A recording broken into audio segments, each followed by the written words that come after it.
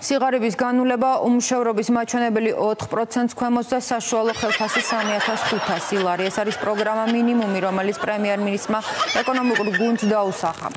ხმამაღლა დაწერილი. Ilarion magazin შველება. მაგაბლატა იგითხავს კაცი, მაგრამ ამას რა იშველება, ამას. მართლაც ძალიან ხმამაღლაა დაწერილი, მაგრამ თუ პროგრამა მინიმუმი ასეთია, წარმოიდგინეთ მაქსიმუმი რა იქნება. ზოგადად პროგრამების დაპირებებისა და რიცხვების სათავისოდ დაწერა ქართული ოცნების ლამის ერთადერთი ძლიერი მხარეა. ოლიგარქის პრემიერის ამ გამოსვლას ყურადღებით ვუსმენდი. რაღაც დროს მეგონა უფასო ფულსაც დაგვირდებოდა. ეგრეთ წოდებული დედლაინია 2028 წელი. ამ ხმამაღლა დაწერილი დაპირებების შესრულების დედლაინმა 2028 წლამდე გადაიწია. უფრო ახლო დედლაინებიც მახსოვს. რაც შეეხება ეკონომიკურ ზრდას და მისი ტემპების ზრდას, პირველ წელიწადს ეს იქნება ძალიან რთული. ამას შეიძლება საკმაოდ დიდი მოსამზადებელი პერიოდი. მე ვფიქრობ, რომ მეორე წელიწადი იქნება უკვე საგრძნობლად უკეთესი.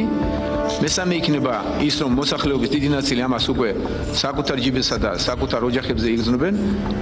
მეოთხე წელიწადი იქნება ძალიან კარგი. მეოთხე ძალიან კარგი წელი მე-13 წელსაც ვერ დადგა. ამბობენ მე-16 წელს დადგებაო. ღარიბაშვილმა რომ 10 წლიანი გეგმა გაწერა, მაგის მიხედვით საერთოდ 2030 წელს უნდა ავყვავებულიყავით. არ ვიცი მაგ გეგმას რა ბედი ეწია, მაგრამ სანამ ქოცი სადავეებთან არის, წლები არ გამოილევა. და თუ ჩემი არ გჯერათ, რომ აყვავებულ კი არა, ოდნავ უკეთეს სოციალურ პირობებშიც კი არ ვცხოვრობთ, მაცივარი გამოაღეთ. ინკლუზიურად აისახება მოსახლეობის კეთილდღეობაზე, სიღარიბე მცირდება, ის შემცირდება და 2028 წლისათვის არსებიდან იქნება დაძლეული სიღარიბე, არსებიდან იქნება დაძლებული უმუშევრობა და გაიზრდება დასაქმება. ამ კაცთან ახლა რომ ფინანსთა მინისტრის მოადგილეა და მანამდე ივანიშვილის პირადი ექსპერტი იყო, რამდენიმე მარტივი კითხვა მაქვს. როდის აისახება ეკონომიკური ზრდა მოქალაქეებზე? თან თავად აღიარებს, რომ ჯერ არ ასახულა, აწი აისახებაო, ინკლუზიურადო. აქამდე რატომ არ აისახა? სიღარიბე მცირდება თუ აწი შემცირდება? 2028-ში რომ ყველაფერი კარგად იქნება, ეგ გავიგე და აქამდე რატომ არ არის კარგად? ამ კითხვებზე პასუხს ვერ მივიღებთ და რომც მივიღო, ამ კაც ვერ ვენდობი. ეგ იმასაც იძახდა 2021-26 წლებში საქართველოს ეკონომიკა 34.5%-ით გაიზრდებაო. ამ შედეგის მისაღწევად ვინმე დუნდუას სულ რაღაც 1 წელი აქვს დარჩენილი. 35% ვერა, მაგრამ ქოცის მიერ რიცხვებში გაწერილი ეკონომიკური ზრდა თითქოს ნორმალურად გამოიყურება. სახელმწიფო პროპაგანდა 2025 წლის პირველ 4 თვეში 8.8%-იან ეკონომიკურ ზრდაზეა აგებული. თუმცა საინტერესოა, რატომ არ ემატება ამ ზრდას სხვა დამადასტურებელი პარამეტრები. დავუყვეთ თანმიმდევრობით. პარადოქსი ნომერი 1. ეკონომიკა იზრდება, მაგრამ არ იზრდება საგადასახადო შემოსავლები. ქართული ოცნება ამტკიცებს, რომ 10%-იანის დაგვაქვს. ამ დროს გადასახადების აკრეფის ტემპი არის მნიშვნელოვნად შენელებული, წინა წელთან შედარებით დაახლოებით 5-ჯერ და ზრდის ტემპი არის ნომინალურ მაჩვენებლებში მხოლოდ 4.7%. ეს უკვე არის დიდი პარადოქსი, იმიტომ რომ შეუძლებელია თითქმის ეკონომიკა იზრდებოდეს ასეთ სწრაფად და გადასახადების აკრეფა იყოს ასეთი დაბალი. აქ ახალ რეალობასაც ვიღებთ, ესეც მგონი მნიშვნელოვანია ვახსენოთ. პირველად უკანასკნელ წლებში ჩვენ გვაქვს სიტუაცია, როცა ძალიან რეალურია ვერ შეასრულოს სახელმწიფომ საბიუჯეტო გეგმა გადასახადების ნაწილში და ჩემი პროგნოზი დაახლოებით 900 მილიონი ლარის დანაკლისი იქნება საგადასახადო შემოსავლებში. თითქმის შეუძლებელია ვიტყოდი, ეკონომიკა იზრდებოდეს მაღალი ტემპით და სახელმწიფოს უწევდეს ბიუჯეტის სეკვესტრირება. ეს არის ნონსენსი. პარადოქსი ნომერი 2. დაკრედიტების, ანუ სესხების ზრდის ტემპი შემცირებულია. ეკონომიკა, რომელიც ვითარდება სესხების გარეშე, ქაღალდზე იზრდება, მაგრამ არა რეალურ სექტორებში. როგორც წესი, ბანკების სესხების საფუძველზე ხდება ეკონომიკის აქტივების წახალისება და ეს მისი ერთ-ერთი მთავარი მამოძრავებელია. სესხებს დასემენ ბანკები ბიზნესებზე, ისინი დებენ ინვესტიციებს, ასაქმებენ ადამიანებს, სესხებს ბანკები დებენ მოქალაქეებზე, ისინი ყიდულობენ უძრავ ქონებას, აკეთებენ რემონტს, აშენებენ სახლებს და ასე შემდეგ. და შესაბამისად დაკრედიტების მაღალი მაჩვენებელი არის ინდიკატორი იმის, რომ ეკონომიკა არის ცოცხალ აქტიურ რეჟიმში. აქაც გვაქვს პარადოქსი. 10%-იანი ეკონომიკური ზრდის პარალელურად ჩვენ ხედავთ, რომ პირველი 4 თვის განმავლობაში დაკრედიტების ზრდის ტემპი არის მხოლოდ 5%. როცა ბოლო 3 წელიწადში ის იყო 17. ანუ 3.5-ჯერ შემცირდა ბანკების მიერ გაცემული სესხების ზრდის ტემპი წინა 3 წელთან შედარებით. ბანკებისთვის ეს არის ძალიან ცუდი შედეგი. სამწუხაროდ დღეს ბანკებს უჭირთ ამაზე ღიად საუბარი და იშველიებენ წლიურ მაჩვენებლებს, მაგრამ 4 თვის მაჩვენებლები რო ავიღოთ იანვარი, აპრილი. დაკრედიტების ტემპი არის ძალიან დაბალი. ძალიან უცნაურია ასეთი დაბალი დაკრედიტების პირობებში ასეთი აქტიური ეკონომიკური პროცესები, რომელიც გამოიწვევდა 10%-იან თითქმის ეკონომიკურ ზრდას. პარადოქსი ნომერი 3. ეკონომიკა იზრდება, დასაქმება მცირდება. ეკონომიკური ზრდა, რომელსაც არ მოსდევს დასაქმების ზრდა, კიდევ ერთი აბსურდია. 2025 წლის პირველ კვარტალში უმუშევრობა გაიზარდა. საქსტატის მონაცემებით 2025 წლის პირველ 3 თვეში საქართველოში უმუშევართა რაოდენობა წინა წლის იმავე პერიოდთან შედარებით 10800-ით გაიზარდა.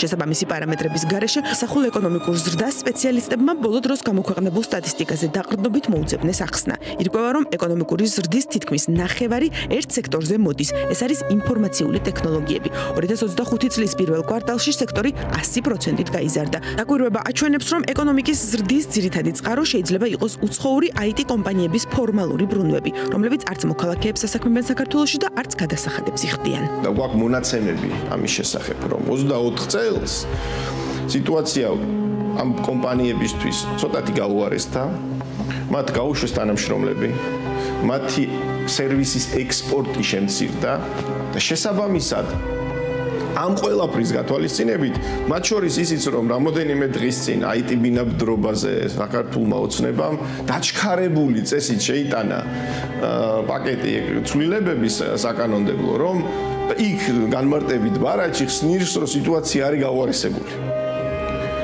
ადამიანები გადიან საქართველოსდან, უცხოელები, რომლებიც ამ საერთაშორისო საწარმოებში მუშაობენ, ამ IT კომპანიებში, საერთაშორისო IT კომპანიებში და ამიტომ სასწრაფოდ რაღაცა უნდა მოიმოქმედოს ქართულმა ოცნებამ.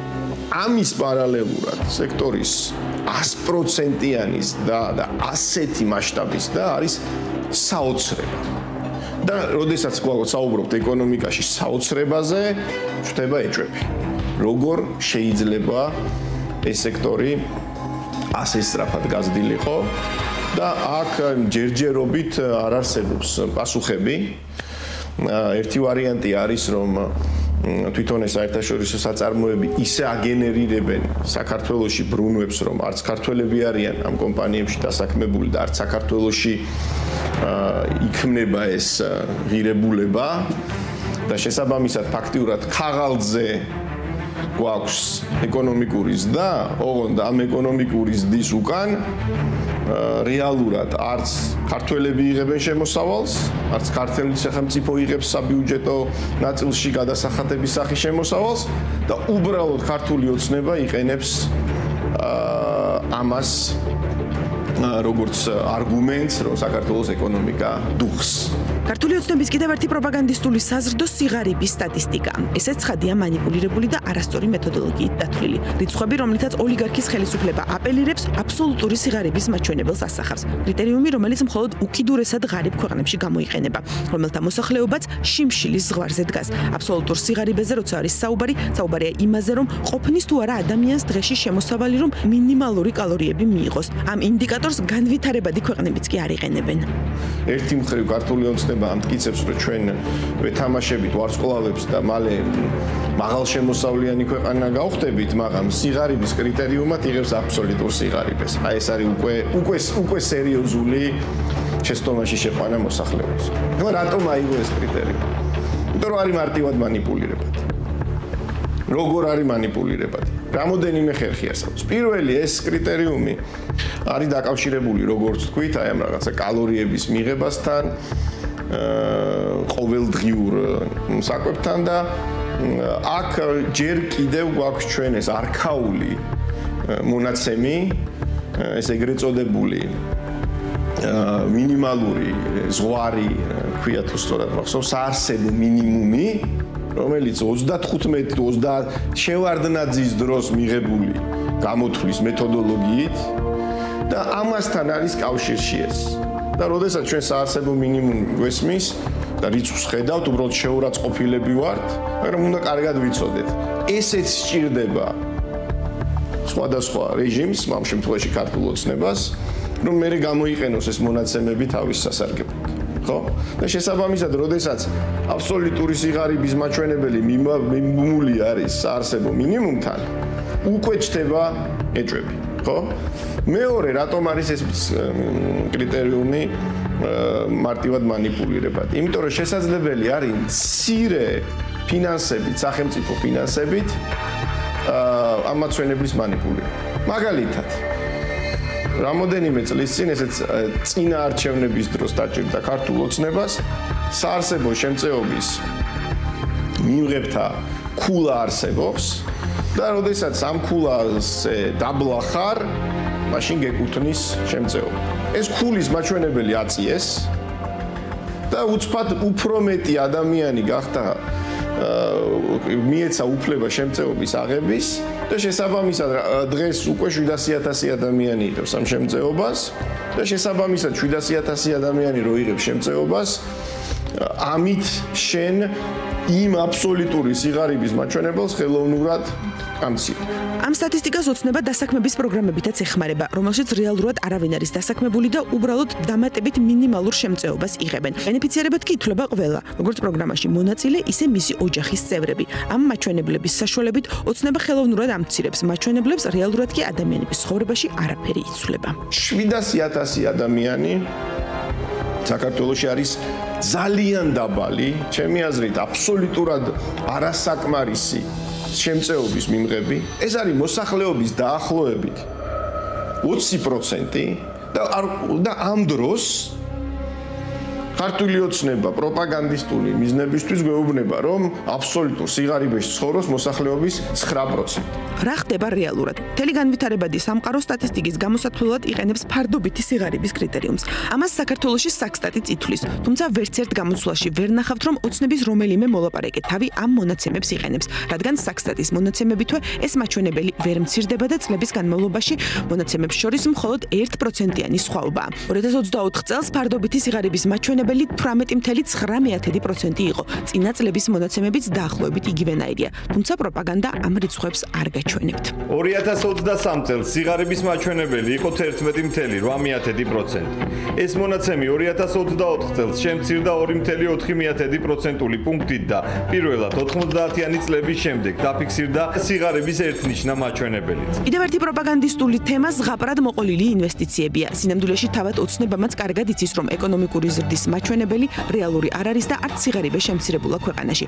ამიტომ მას სხვადასხვა ჯგუფისთვის სასურველი ზღაპრების მოფიქრება უწევს. ინვესტიციების თემა ბიზნესისთვის გამოგონილი საკენკია, რომ ყველაფერი კარგად იქნება. ეს საკენკი უბრალო მოქალაქეების მოსატყუებლადაც გამოდგება. ერთ-ერთი მთავარი სფერო, რომელიც დამშვიდებას სჭირდება, არის სამშენებლო სფერო, რომელიც ძალიან სერიოზული გამოწვევების წინაშეა და შესაბამისად ეს არაბული ზღაპრის ისტორია, როდესაც 6 მილიარდ დოლარს გაერთიანებული საემიროდან ჩადებენ საქართველოში, ხდება საჭირო, მე ამის გამეორება ხდება საჭირო, რომ დააჯერონ ბიზნესი, რომ თქვენ დამშვიდდით, შეინარჩუნეთ თქვენი ლოიალობა ჩვენს მიმართ, ყველაფერი იქნება კარგად. მაგრამ გვაქვს ერთი მაგრამ. ქართულ ოცნებას ამხელა ინვესტიცია არ მოუზიდია არასდროს ბოლო ამდენ წელიწადში 13-14 წელიწადში და შანსი იმის რომ ეს მოხდეს არის თითქმის ნულისწორი. რატო? პირველი, ჩვენ დავაფრთხეთ ინვესტორებს. ინვესტიციებთან მიმართებაში ეკონომიკურ ფაქტორებს სხვა უარყოფითი მახასიათებლებიც ემატება. არც ერთ ნორმალურ ინვესტორს არ მოუნდება ჩადოს ფული ქვეყანაში, სადაც პოლიტიკური კრიზისია, ხელისუფლების ლეგიტიმაციას არ ცნობს არც ქვეყნის მოსახლეობა და არც ცივილიზებული დასავლეთი და იქ, სადაც სასამართლოს დასანქცირებული პლანი მართავს. რიცხვები გვეუბნება შემდეგს, რომ პირდაპირ უცხოური ინვესტიციები კატასტროფულად ეცემა წლიდან წლამდე და კიდევ უფრო დაეცემა იქიდან გამომდინარე, რომ ფაქტიურად ახალი ინვესტიციები ამ ქვეყანაში 3-4 თითო პატარა ერთი ტრანზაქცია რო არ ვახსენოთ, რომელიც ამ ბოლო 10 წლის განმავლობაში მოხდა, ეცემა და დიდწილად ახალი ინვესტიციები არ არის ძველი ინვესტიციები რეინვესტირებული ისევ ეკონომიკაში, ანუ უცხოელი ინვესტორი ნახულობს მოგებას და იმოგებას ტოვებს ქვეყანაში, მაგრამ როგორც ვითარდება მდგომარეობა საქართველოში, რეინვესტიციები ძალიან შემცირდება, იმიტომ რომ მოგებები შეუმცირდება ბიზნესს და ის უკვე უმცირდება.